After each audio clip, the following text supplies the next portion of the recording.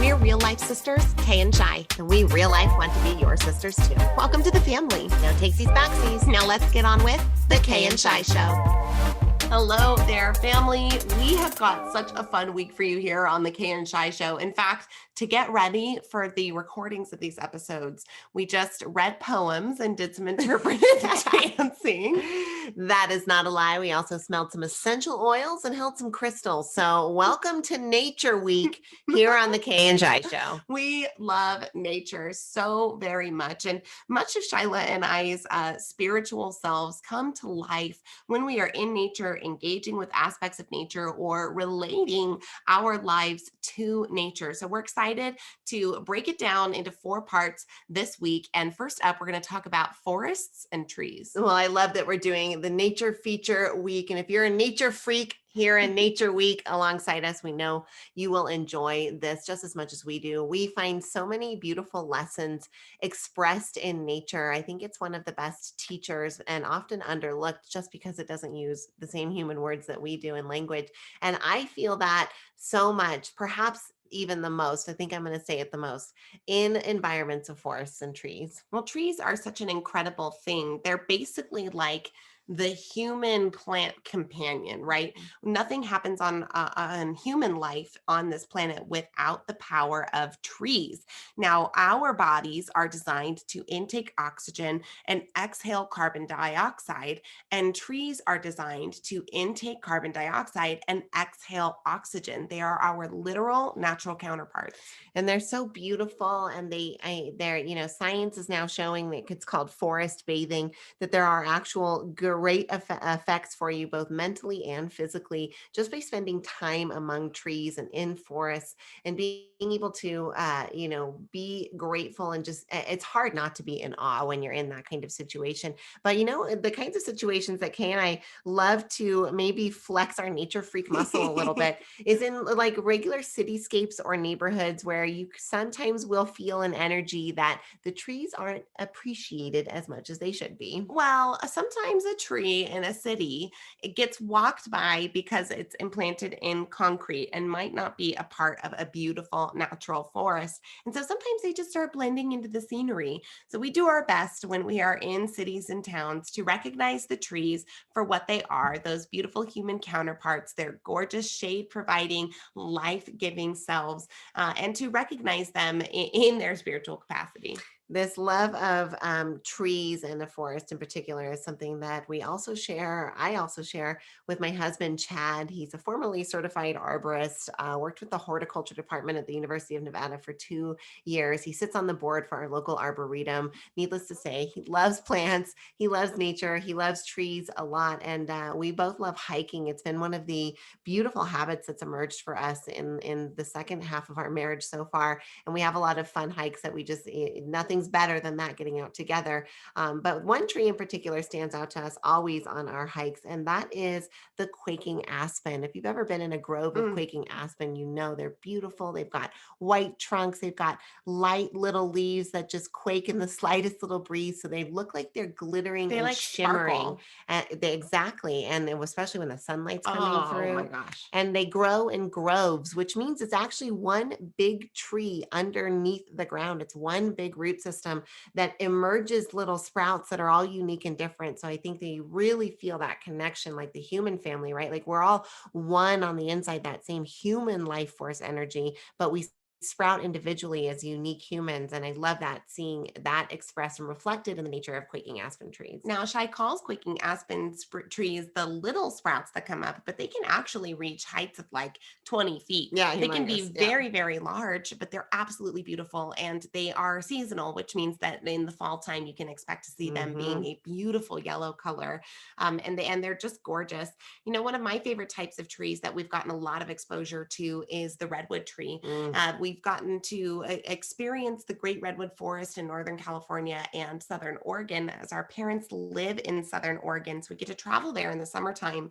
But much like the grove of aspens, redwood trees grow in families, which means that of the same tree, the DNA family gets spread out. And that's how you get a grove of redwoods.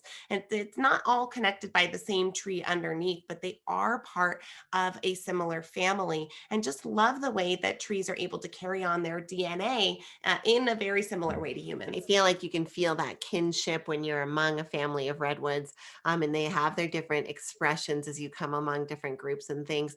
Got to take a shout out for our evergreen trees. We just love Woohoo! pine trees and evergreen trees. They're just so beautiful. We live in an alpine mountain-esque, and these are just the green giant warriors that cover the mountains, that give the best smells, and of course, bring a little feeling of Christmas 12 months a year. Now, we can't justify cutting down a Christmas tree No. every single year. So we have actually moved over into fake trees in our families for the Christmas holidays. But we love to engage in those tree traditions, to bring them inside, to honor the trees that give that evergreen beauty to the world in places like forests. And we hope that you've enjoyed today's tree talk. And we hope that maybe you will come onto our social media or into our Facebook group and let us know what's your favorite type of tree and why do you love it. All right, we'll see you on the next installment here in Nature Freak Week.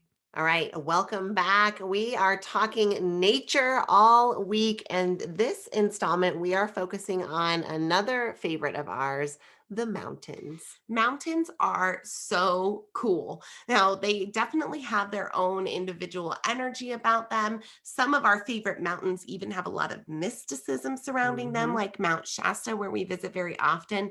But mountains are just majestic Oh my and gosh. gigantic Yeah. and amazing in their own way. I love the way that their ominousness can really remind you of just the perspective of your place on this gigantic rock spinning through unfathomably huge space.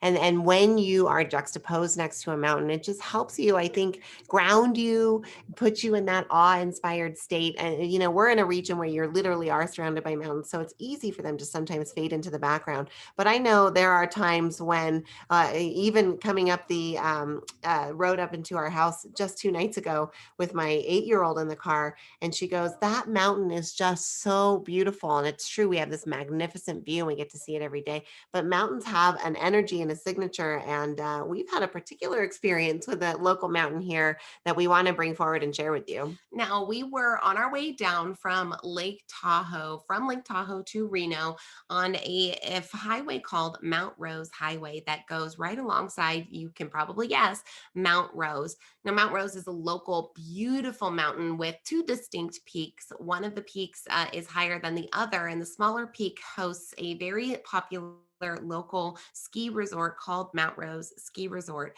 But we were on our way back from Lake Tahoe and we rounded a corner towards sunset in the day, and something really special happened. That sunset was striking the summit, so the taller of the two peaks, in such a way that the only way Kay and I can describe it is we came around that corner and the summit of Mount Rose came into our view and the sun was on it, was that time warped and slowed for a moment in the car. And I know we're getting like weird energetic woo-woo on you, but it was such a tangible Profound. experience for both of us in the moment. We both felt it energetically in the same exact way. It was like came around the corner and went, whoa. Like the air sucked out of the car. Like we both gasped, like literal.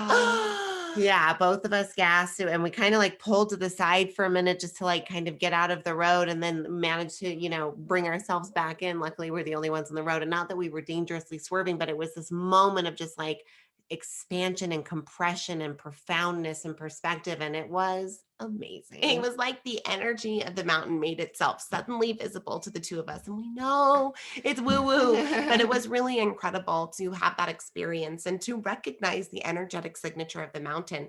And ever since that particular experience at Mount Rose, I feel like I personally have felt way more connected to all mountains, most especially a favorite mountain that we love to visit very often, Mount Shasta. Well, Mount Shasta is special to our family because it's the halfway point between mom and dad up in Brookings, Oregon, and us down here in Reno, Nevada. And so oftentimes we'll meet halfway there and exchange children if they're going up for a visit or coming home from one. Or if we're traveling up and back, we like to stay there. So it's only a 4-hour and a 4-hour drive, or a little bit less than that on either side. So it has become this beloved spot for us that we get to visit and stay at, 3 or 4 times a year. Now, Mount Shasta actually has a lot of lore around it for potentially being a place of great spiritual power. And apparently, there's some like vortex energy there, and Yeah, and maybe there like used to some be a rumor that alien aliens, things. yeah. Yeah, have like a city underneath the Uh-huh. mountain, and that's why there's weird cloud formations and things like that. But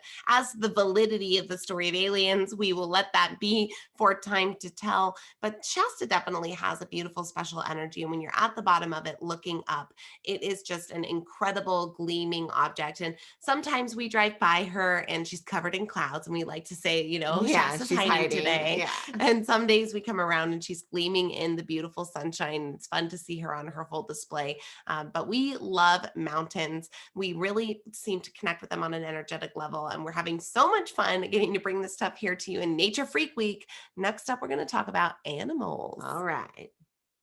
If you have yet to join us over on Facebook, we have a really cool group called Everyday Motivation with your sisters, Kay and Shai. And as you can imagine, we post motivation every day from your sisters, Kay and Shai, right there in the group. And we love to know things. This is like our closest, I feel like, social media family. This is where we share the most, we interact the most, and we would love to have you as part of that family. So come on over and like the Kay and Shai page on Facebook and join our group. We'll get you right in, and we can't wait to welcome you. Well, we want to hear some of the things that you have for us here on Nature Freak Week. Do you share our love for nature? Come into the group and tell us. We want to see you. Search for us on Facebook, Everyday Motivation with Kay and Shai. Now back to the show. All right, Nature Freak Week underway. Today, we are freaking out about animals, our fellow other living biological beings on this planet. They are diverse, they are unique, they are varied and many and beautiful, and we celebrate them here today on the Kay and Shai Show. Now, a quick shout out here at the beginning to our beloved pet animals. Kay here, I have a beautiful purebred German Shepherd. Her name is Luna. She is such a protector girl, and we're so glad to have her as a part of our family. And we have brother dogs, Buddy and Boomer. They are 5 years old this summer, which is kind of crazy to think about. And we love them so, so much. 2 black labs. Kay and I always grew up with black labs. These labs were come from 2 yellow parents, but we were buying them in replacement of our 10-year-old black lab who had died. And fun story, our son, the night the puppies were born, who did not know we were getting puppies, said, "Hey, Mom, I had a dream last night that JB, our old dog, licked a litter of puppies and they turned black, and we found out that the puppies were black." So fun when we got to pick out our 2 black labs. I guess they were meant to be with our family, Buddy and Boomer. Well, what a fun, like, spiritual kind of interaction with the animals through your old dog bringing you the new black labs. And we definitely have felt a good spiritual connection to animals for our lives, particularly birds and whales. Yep. In fact, our mom gives us our love of birds. So shout out to our mom. Hey, Mom. You've always had the posters out, the books, you notice them on drives, you talk about them and identify them. And I know when I was younger, I just wasn't at that level. Like I never was disinterested in it, but I never quite understood the interest. And here as I get older, I definitely feel more attunement to the bird life around me. And they're majestic and amazing and beautiful creatures. I feel so blessed that we get to observe them here on this planet, and they're here in such abundance. We have a lot of birds in our community, and our area of the world is actually a hot spot for one of our favorite birds, which is hawks. We love hawks. In fact, one of for me, a guide that's come forward over and over again through just learnings and teachings and growth is Marcus Aurelius, the famous Stoic leader from ancient Greece. And he really stood for a lot of amazing ideals. And I just get this idea that his spirit is carried in hawks. So we like to call hawks Hawkus or Hawkus Aurelius. So anytime we see Hawkus, we know that we've got protection happening. We know that we are connected to one another. There are a few hawk nests that are present here in my neighborhood. I've got a lot of big trees. And so we see them often. We hear them often. It's just wonderful to kind of have that reminder. Our mom really loved hawks when she lived in this region as well. And so they always remind us of her. And then we even have birds that remind us of our family members. Whenever we see blue jays, our Nana passed in August of 2021. And now whenever we see blue jays, we just know Nana's near. That's Nana. She's with us. And we just love to notice the birds and watch them. We feel that they have a subtle spiritual, energetic signature to deliver. And if you can be tuned into it and pick up on it, it's amazing. Of course, owls are incredible too. Our mom gets to experience amazing bald eagles and herons and beautiful bird life up there. But as Kay mentioned, we love birds. And then Shyla here, I have a special love for a very, very large creature, the largest mammal, in fact, whales. Oh, well, whales are fantastic. And we feel so lucky that our parents live on the Oregon coast and get to be in a place where we get to witness whales pretty often. At least once a year, we get to see them. They get to see them all the time, but we get to see them in the waters. And they are just majestic and beautiful and large and mysterious in their own way, because the sea world is so much different from the world on the land. Right. And they're just so ancient. And I've heard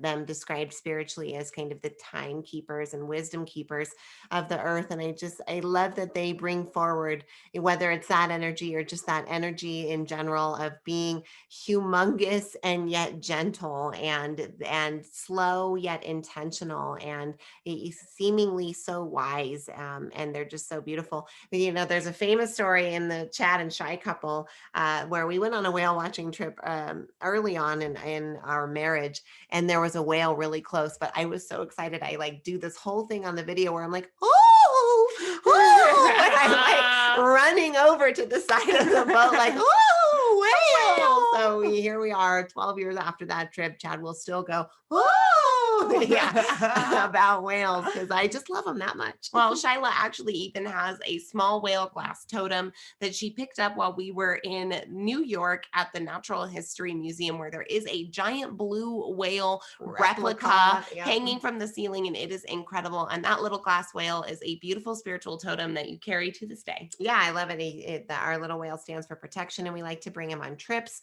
and hold him. And it's been fun to have him in everything from conference settings to airplanes and everything in between. It's nice to have a physical anchor like that to remind us of our great animal friends, the whales. And before we sign off on animal portion of Nature Freak Week, I would love to just give a quick shout out too. I know of my own evolution and you as well towards the smallest animals on the planet, those little insects, those spiders, those flying things, things that I know in the past I would have just murdered because they were inside of my house. I know I've become more and more apt to try and save it when I can. Well, life is to be respected in all kinds of ways. And the more that Shyla and I have grown in our spiritual journey, the more respect for animals that we have found in our life. In fact, if you are listeners frequently here of the Kay and Shi Show, you know that we don't eat animals any longer in our diet. That was something that was a part of our world for a long time, but has come out as our spiritual connection to them has grown. So we hope you're enjoying Nature Freak Week here on the Kay and Shi Show. Today we talked about animals,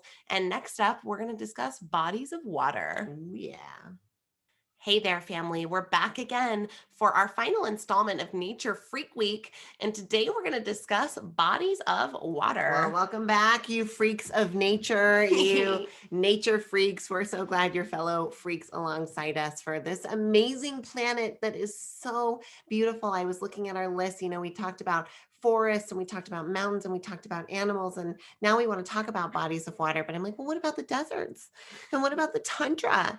And what about all of the amazing flora and fauna and other things that we didn't get to touch? So maybe we'll have to do a Freak Week edition part 2. But bodies of water are something that we think are just, as so many humans do, naturally drawn to them, so majestic, so reflective, so mysterious, and so powerful. Well, there are 3 bodies of water that I want to give a special shout out to because we grew up with them here in our region. It's actually a very special trio of bodies of water. The first body of water is that of Lake Tahoe, which is about a 30-minute drive from our hometown, Reno, where we were born and raised, Reno, Nevada. So 30 minutes away is Lake Tahoe.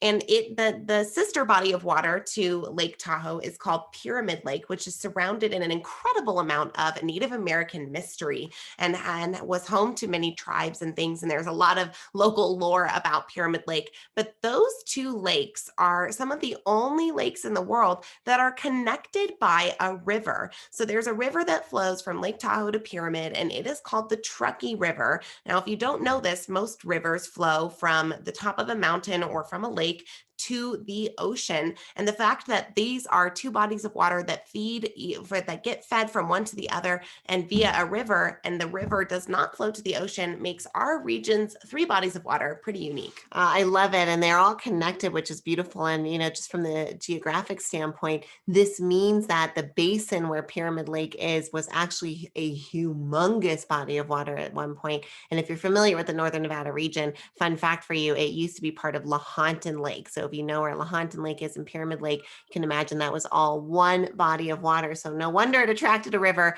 just like a little mini ocean way back in ancient times. But another special shout out of a body of water in our region that's worth mentioning is the Pacific Ocean. Now, a little bit farther from us, we can't necessarily get to it in less than an hour, but in about 4 hours, we can be at the ocean. Our parents were raised by the ocean, so there was lots of trips to the Pacific Ocean when we were younger. And now, of course, our parents live cliffside of the amazing Pacific Ocean in Brookings, Oregon. And every time we're there, we just marvel at the beauty, the magnitude, the depth of what is the ocean. And I know there's always a lot of just kind of reverence and grace as we observe the ocean. We've been lucky enough to experience both the Pacific and the Atlantic Ocean.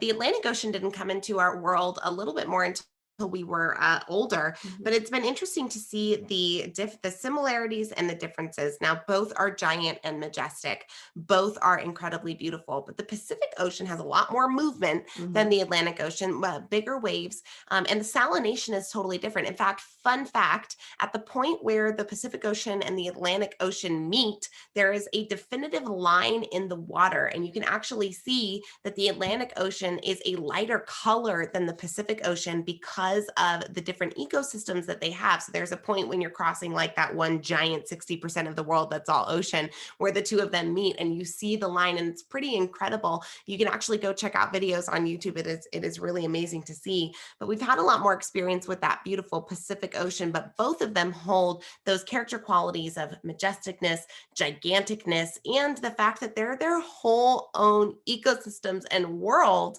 underneath the water. I recently heard a discussion where they were talking about the fact that, and Kay, you and I have talked about this before, that honestly, the air is like an ocean, right? That is what we breathe in and out, just like fish breathe in and out the water. It's what we all live in. And so we live at the bottom of the air ocean. If you think about that, that's kind of a trip. Does that mean we're bottom feeders? It kind of does. It really does. The lobsters of the land. But I always think about too that like turning point of from the sand into the ocean and the way that it transitions into the next ecosystem and the next depth. And there's still so much mystery around the ocean and truly the one of the next frontiers. We all look up, but looking down into the ocean, there's so much there. And I think one of the things that we always talk about is how powerful the body of the ocean is. It's majestic, it's amazing, and you love it, and you feel tiny next to it.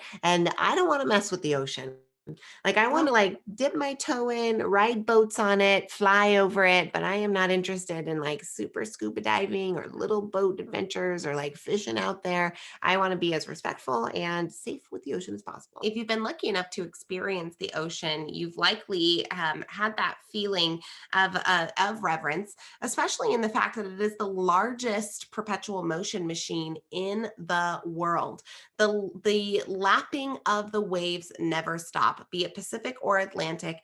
The waves are always going. The tide is always pulling in and out. It's one of those things that's almost as sure as the sunrise and the sunset are the tides pulling in and out and the waves always going. It has its own rhythm, its own groove, and it moves automatically without humans being there to make it move. And it has an incredible power in the amount of motion that it creates. We've yet to get to experience the Indian or the Arctic Ocean, but look forward to putting those on our bucket list and getting to see those beauties as well. And love that that the tides move to the rhythm of the moon, and that the oceans respond to the moon, and just understanding, that relationship demonstrates how connected everything in nature is. And as we look back as what we've talked about, all of these are codependent and interdependent on each other. And the ecosystem is strong but delicate,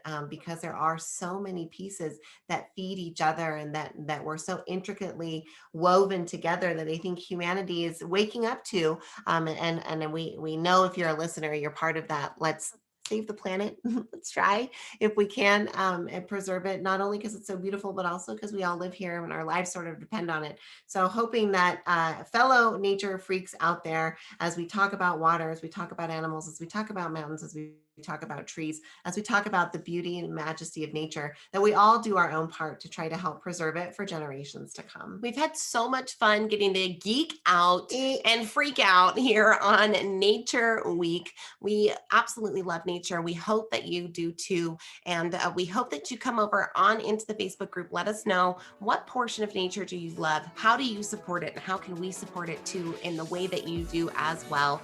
And we've enjoyed this week here on the Kay and Shi Show. Thanks, everyone. Thanks for tuning in. We're in your corner. We're rooting for you.